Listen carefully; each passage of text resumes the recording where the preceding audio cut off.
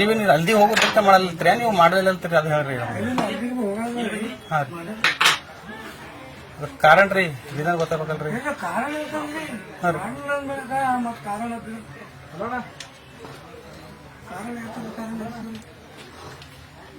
ಅಯ್ಯ ಸಮಸ್ಯೆ ಗೊತ್ತಾಗ್ಬೇಕಾದ್ರೆ ಮಾಡಲ್ಲ ಅಂದ್ರೆ ಮತ್ತೆ ಎದುರು ಸೇನ್ ಮಾಡಿದೆ ರೊಕ್ಕ ಕೊಡಲತ್ ಮಾಡಿದೆ ಹೆಂಗ್ರಿ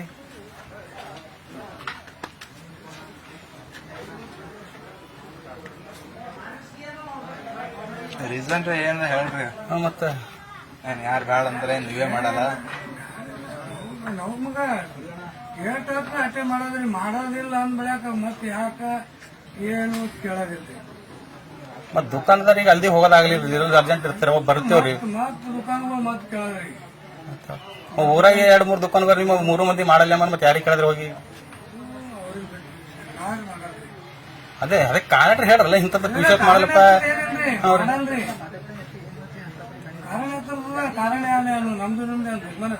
ಮತ್ ದುಶ್ಮನ್ ಇಲ್ಲ ಅಲ್ರಿ ಮತ್ ಮಾಡಲ್ಲ ಅಂತೀರಲ್ರಿ ಅದಕ್ಕೆ ಕೇಳ್ತೀರ ನಾವು ಎದಕ್ಕೆ ಮಾಡಲ್ರಿ ನಾವು ಮಾಡಲ್ಲ ಅಂದ್ರೆ ಹೆಂಗ್ರಿ ದುಕಾನ್ ಇಟ್ಟಿರ್ರಿ ಮತ್ ಮಾಡ್ಬೇಕಂತ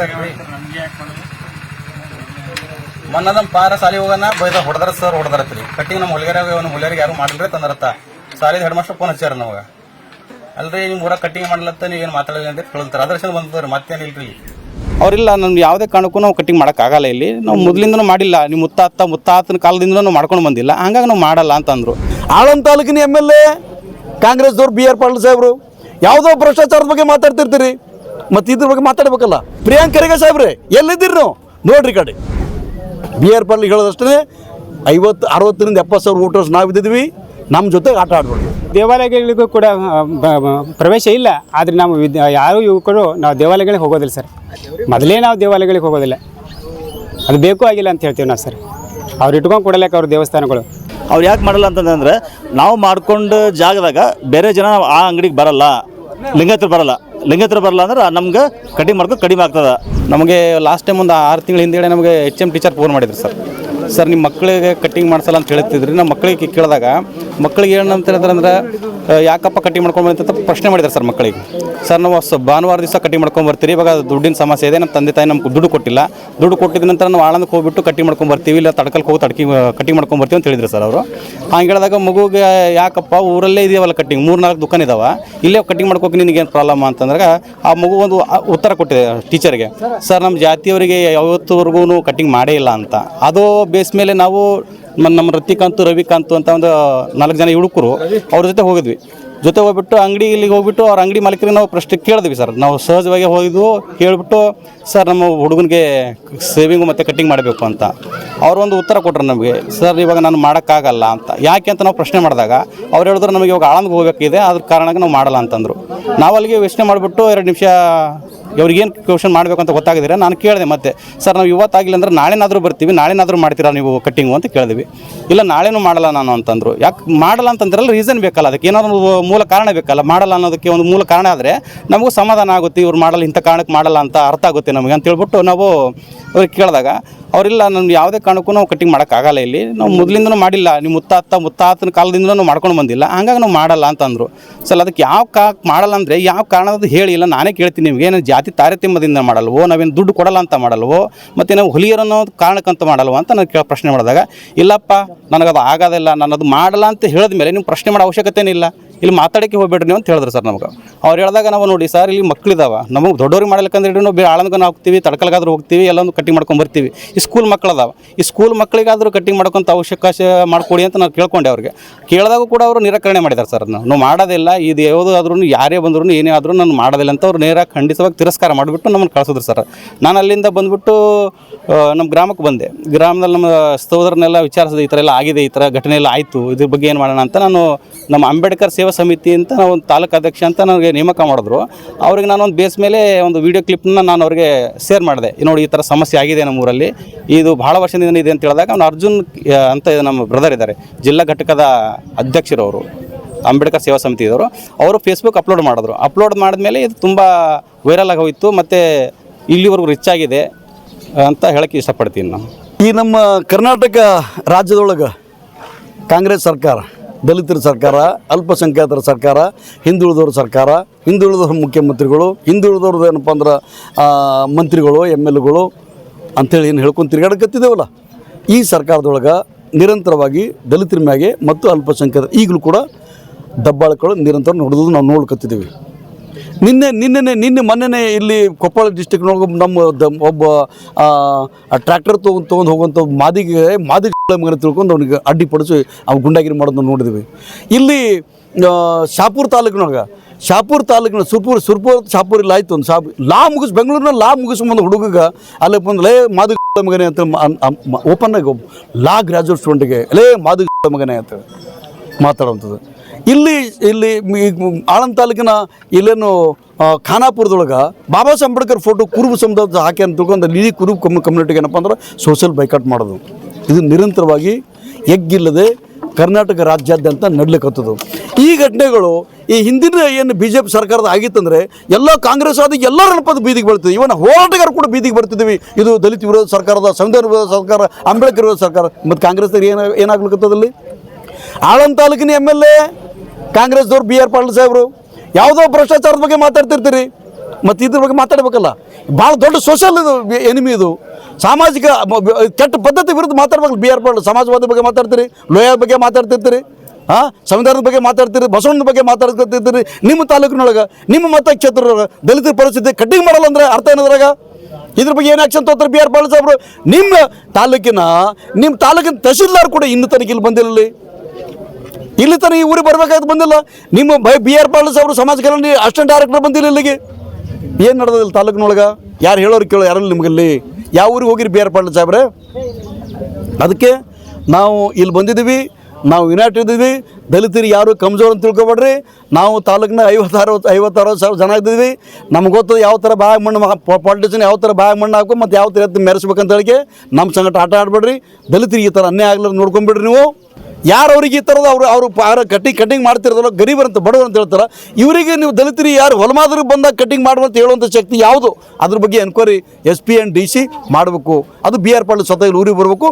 ಅವ್ರ ಸುಪರ್ದೊಳಗೆ ಪೊಲೀಸರು ಡೈರೆಕ್ಷನ್ ಕೊಟ್ಟು ಈ ಪದ್ಧತಿಯನ್ನು ವ್ಯವಸ್ಥೆ ಮಾಡೋ ತಾಲೂಕಿನಾದ್ಯಂತ.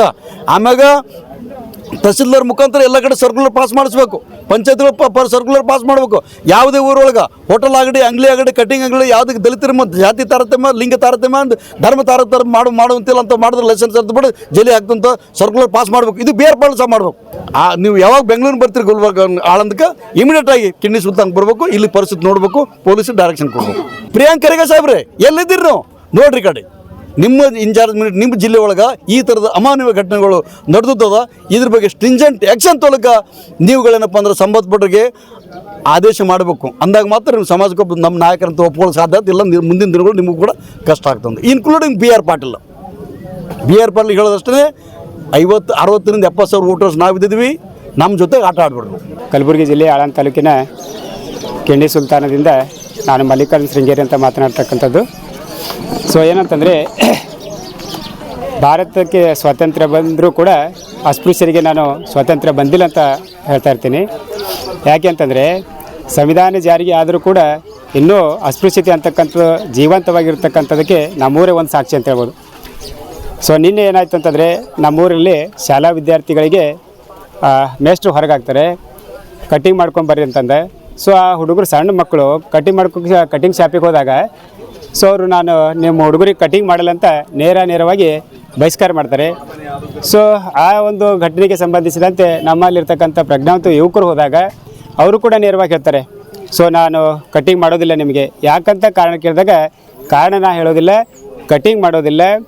ಸೊ ಅದಕ್ಕೆ ಸಮಾಜ ಕಲ್ಯಾಣ ಅಧಿಕಾರಿಗಳು ಕೇಳಿರುವ ಹಾಗೆ, ಸೊ ಇಲ್ಲಿ ತನಕ ನೀವು ಯಾಕೆ ಸಹಿಸ್ಕೊಂಡ್ರಿ ಅಂತ ಹೇಳಿದ್ರು. ಸೊ ಇನ್ನೊಂದು ಏನಪ್ಪ ಅಂದರೆ, ನಮಗೆ ತಾಲೂಕು ಪ್ಲೇಸ್ ನಿಯರೆಸ್ಟ್ ಆಗ್ತಾರೆ. ಪ್ರತಿಯೊಂದು ಯಾವುದೇ ಒಂದು ವಿಷಯಕ್ಕೆ ಸಂಬಂಧಿಸಿದಂತೆ ನಾವು ತಾಲೂಕಕ್ಕೆ ಹೋಗ್ತೀವಿ. ಸೊ ಹಾಗಾಗಿ ಆ ಘಟನೆ ಆ ವಿಷಯಕ್ಕೆ ಸಂಬಂಧಿಸಿದಂತೆ ನಮಗೆ ಬೆಳಕಿಗೆ ಬಂದಿರಲಿಲ್ಲ. ಸೊ ನಿನ್ನೆ ನಡೆದಿರ್ತಕ್ಕಂಥ ಈ ವಿದ್ಯಾರ್ಥಿಗಳ ಬಹಿಷ್ಕಾರ ಹಾಕಿರೋದ್ರಿಂದಾಗಿ ಸೊ ನಾವೆಲ್ಲರೂ ಅದನ್ನು ಒಕ್ಕೊರಲಿಂದ ಪ್ರತಿಭಟನೆ ಮಾಡಿದ್ದೇವೆ.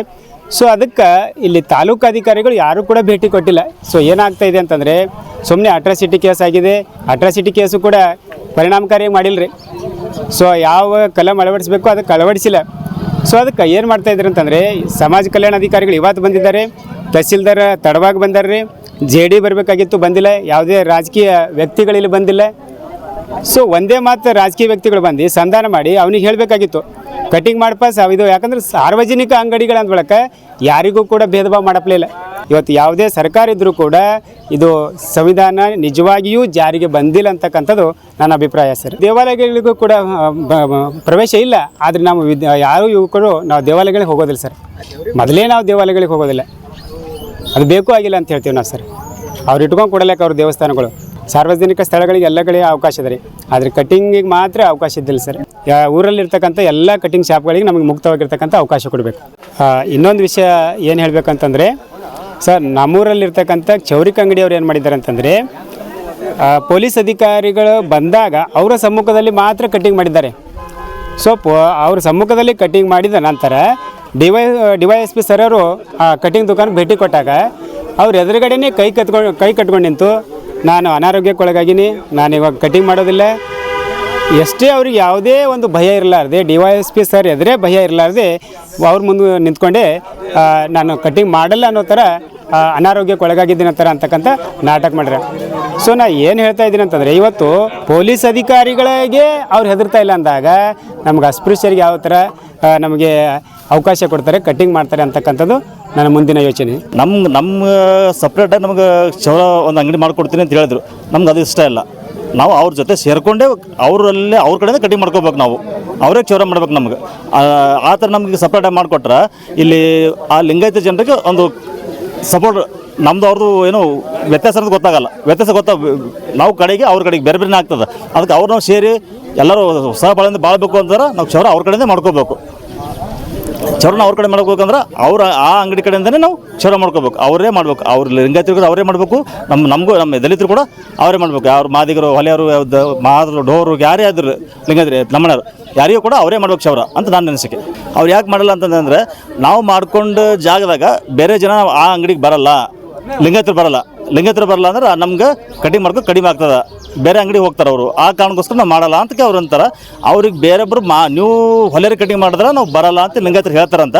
ಅದು ಯಾರು ಹೇಳ್ತಾರೆ ನಮ್ಗೆ ಅವರು ಹೆಸರು ಹೇಳ್ತಾ ಇಲ್ಲ. ಅವ್ರ ಹೆಸರು ಹೇಳಬೇಕು. ಅವ್ರು ನಮ್ಗೆ ಹೇಳೋದು ಬೇಕಿಲ್ಲ, ಪೊಲೀಸರ ಕಡೆ ಹೇಳಬೇಕು ಅವ್ರ ಹೆಸರು.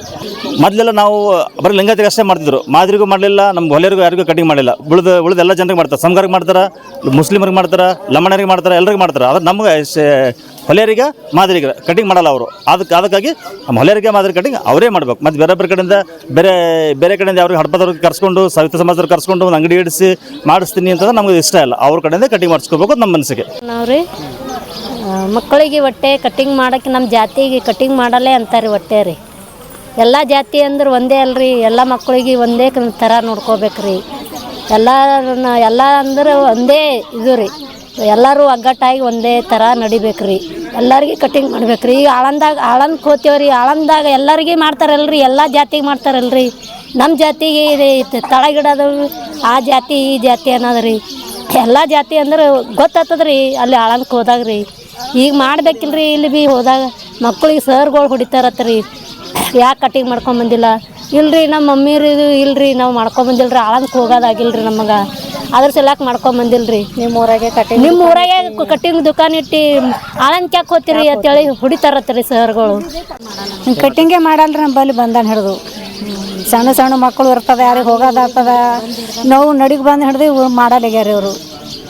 ಎಲ್ಲರೂ ಆಳಂದಕ್ಕೆ ಹೋಗೋದು, ಎಲ್ಲಿ ಹೋಗೋದಾಗ್ತದ, ನಮಗೆ ಬಿಟ್ಟೇನೆ ಹೋಗೋದಾಗ್ತದೆ ರೀ. ಇಸಿದನ್ನ ಇನ್ನು ಮೊಮ್ಮಕ್ಕಳು ಮರುಮಕ್ಕಳು ಎಲ್ಲ ಆಗ್ಯಾರ. ಮೊಮ್ಮಕ್ಕಳು ಸಮೇತ ಶಾಲೆಗೆ ಹೊಡ್ಯೋದು ಬಡಿಯೋದು ಮಾಡ್ತಾರೆ, ಮಾಡ್ಕೊಂಡು ಬಾ ಅಂತೇಳಿ ನಾವು ಹೊಡಿತೇವ್ರಿ. ಶಾಲೆಗೆ ಹೋರಿ ಅಂತೇವೆ, ಅವ್ರು ಕಟ್ಟಿಂಗ್ ಮಾಡಿದ್ರೆ ಬಾ ಅಂತಾರೆ ಅವರು. ಮತ್ತು ಅವ್ರ ಸಂಘಟನೆ ಜಗಳ ಮಾಡ್ಕೊತೀನಿ ಅಂದ್ರೆ ಅದು ನಮ್ಮೂರಾಗೆ ಹಿಂಗೆ ಮಾಡ್ತಾರೆ. ಮಾಡಲ್ಲ ಅಂದ್ರೆ ಅವ್ರಿಗೆ ಏನು ಮಾಡೋದ್ರಿ.